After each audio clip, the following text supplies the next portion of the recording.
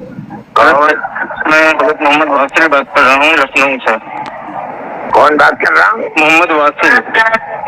اچھا فرمائیے حضرت، اس وقت ایک مسئلہ پوچھنا ہے آپ سے۔ اس وقت مولانا سلمان حسینی ندوی کے انتقال پر سوشل میڈیا پر ایک بدتمیزی چل رہی ہے کیا کہ وہ گستاخ صحابہ تھے اور ان کے لیے دعائے مغفرت نہیں کی جا سکتی ہے۔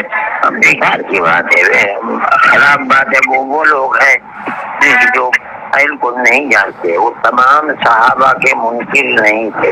جی حضرت امیر معاویہ رضی اللہ تعالیٰ عنہ کے ساتھ ان کا عقیدہ خراب تھا، جی لیکن جو اس طریقے پر کسی صحابی کے ساتھ اپنا زبان خراب رکھتا ہے، عقیدہ خراب رکھتا ہے، اس کے کفر کا فتویٰ نہیں دیا گیا ہے۔ جو لوگ یہ سمجھتے ہیں کہ وہ اس بنیاد پر کافر ہیں، ان کے لیے دعائے مغفرت نہیں جاتی، اس کا مطلب یہ ہے کہ وہ بالکل ناواقف ہے۔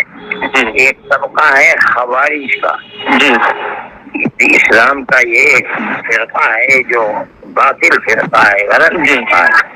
وہ صحابہ کی بہت بڑی تعداد کی انکار کرتے تھے، تکفیر انہیں کافر بتاتے تھے، لیکن قرآن علماء سب اس پر متفق ہیں کہ وہ اس کے باوجود بھی کافر نہیں ہیں۔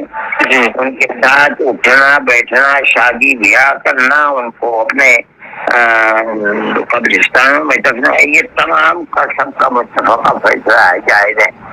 میرا جاننا یہ ہے کہ یقیناً وہ راہ حق سے ہٹے ہوئے تھے، لیکن وہ تمام صحابہ کی صحابیت اور شرف صحابیت کے منکر نہیں تھے۔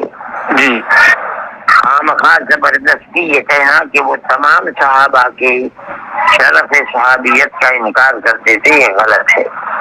امیر معاویہ رضی اللہ تعالیٰ عنہ تو بہت لوگ ہیں جو ان کو برا بلا کہتے ہیں، لیکن اس کی بنیاد پر ان کی تکفیر نہیں ہے، حافظ نہیں کہا جائے گا انہیں، ان کے سے دعائے مغفرت کی جائے گی، ان کی نماز جنازہ بھی ہوگی یقیناً۔ جی کٹولی میں ہے اثر کے بعد۔ ہاں تو چند شریک بھی ہوا جا سکتا ہے۔ اور حضرت مولانا تو تہجد پڑھتے ہوئے انتقال ہوا ہے۔